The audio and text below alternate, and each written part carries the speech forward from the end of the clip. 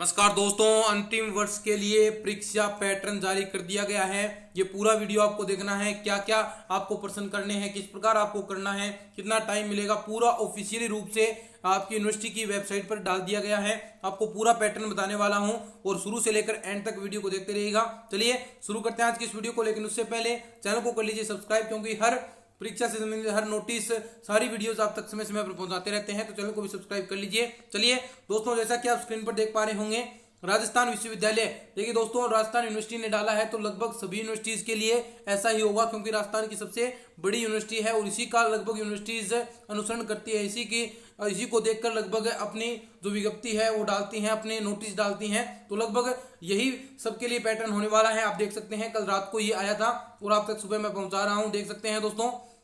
सबसे पहले दोस्तों देख सकते हैं, उपरोक्त विषयांतर एवं सौंदर्य पत्र के संदर्भ में जारी दिशा निर्देश एवं माननीय कुलपति महोदय के आदेश दिनांक 13/7/2021 की अनुपालना में कोविड-19 की वैश्विक महामारी के वर्तमान परिदृश्य को मद्देनजर रखते हुए विश्वविद्यालय की सत्र 2020-21 की परीक्षाएं निम्नानुसार आयोजित होगी। क्या क्या है दोस्तों, एक एक चीज, एक एक बात आपको देखनी है। देखिए, कोविड-19 की वैश्विक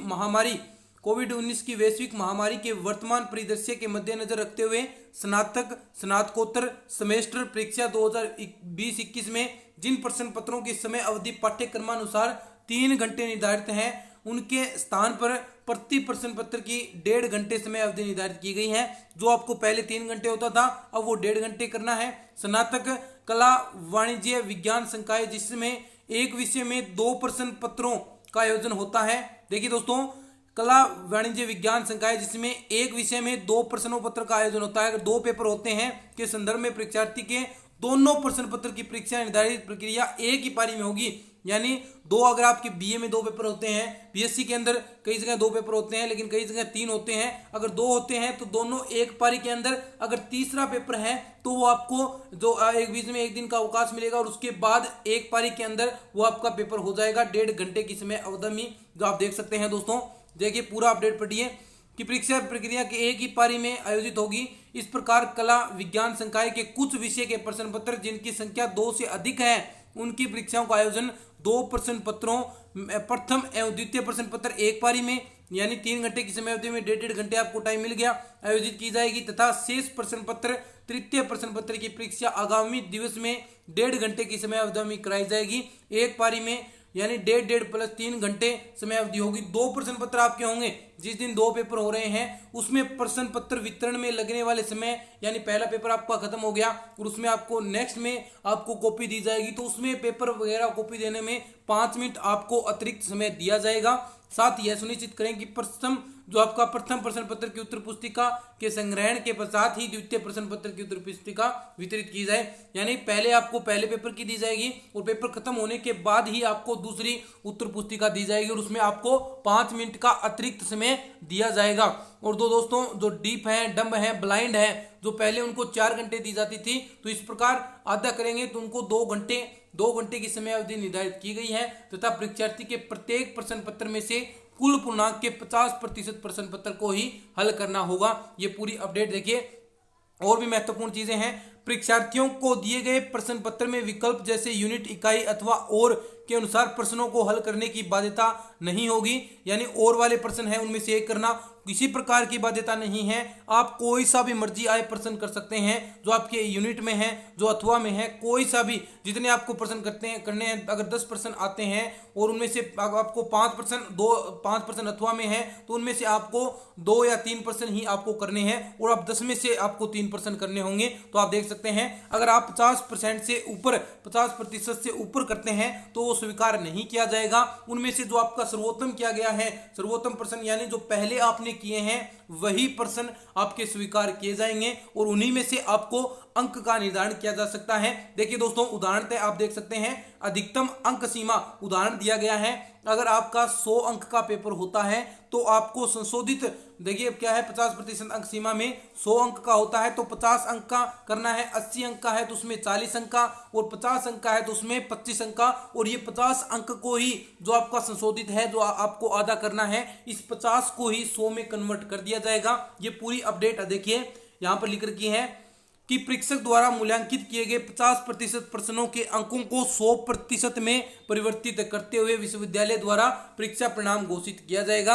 यानी आपको आपका अंक भी आधा हो गया, यानी 100 है तो उसका 50 अंक का ही पेपर हुआ, और इस 50 अंक को ही आप देख सकते हैं जो विश्वविद्यालय परिणाम जारी करेगा उसको 100 में अंक कन्वर्ट करेगा। पेपर आपका 100 का है तो अब वो 50 का ही होगा आपको, यानी जो प्रश्न है जो काटे गए हैं 50 का ही है, इसी को ही 100 में कन्वर्ट किया जाएगा। और किन के द्वारा? ये विश्वविद्यालय द्वारा किया जाएगा। जो आपको शिक्षक 50 में से अंक देगा, मान लीजिए 50 में से 25 अंक आए हैं तो इसके अकॉर्डिंग ही आपको 100 में से अंक दिए जाएंगे, ऐसा ही अनुपात वहां पर रखा जाएगा। तो ये मेन बात है। अब चलते हैं दोस्तों नेक्स्ट, देखिए इंपॉर्टेंट चीजें अब आ रही हैं।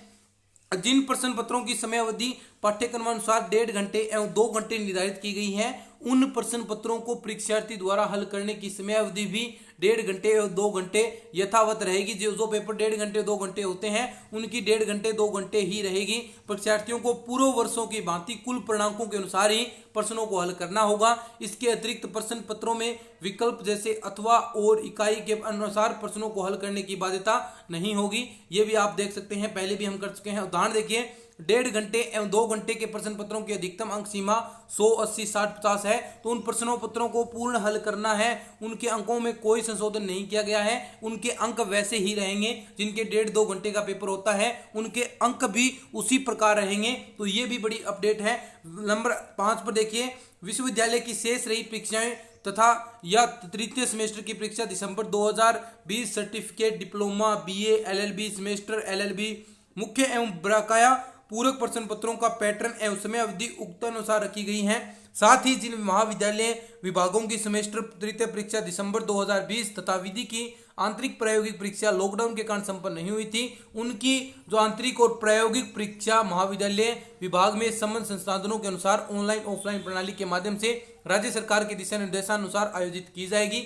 आप नेक्स्ट देखिए, स्नातक स्नातकोत्तर सेमेस्टर परीक्षा 2020-21 की प्रायोगिक परीक्षा हेतु विश्वविद्यालय द्वारा नियुक्त 22 शिक्षकों से परीक्षार्थियों के द्वारा महाविद्यालय में जमा कराई गई फाइल असाइनमेंट के आधार पर ही प्रायोगिक परीक्षा आयोजित करवाई जाएगी, जिसमें परीक्षार्थी के व्यक्तिगत उपस्थिति आवश्यक नहीं है। जिन प्रायोगिक विषयों में केवल प्रेजेंटेशन, वाइवा एंड सेमिनार का आयोजन होता है, उन विषयों की प्रायोगिक परीक्षाओं का आयोजन ऑनलाइन ऑफलाइन प्रणाली के माध्यम से संबंधित महाविद्यालय विभाग द्वारा किया जाएगा। जिन पाठ्यक्रमों में आंतरिक परीक्षा प्रणाली का आयोजन किया जाना है, उन पाठ्यक्रमों में फाइल असाइनमेंट ऑनलाइन टेस्ट के आधार पर मूल्यांकित किया जाएगा।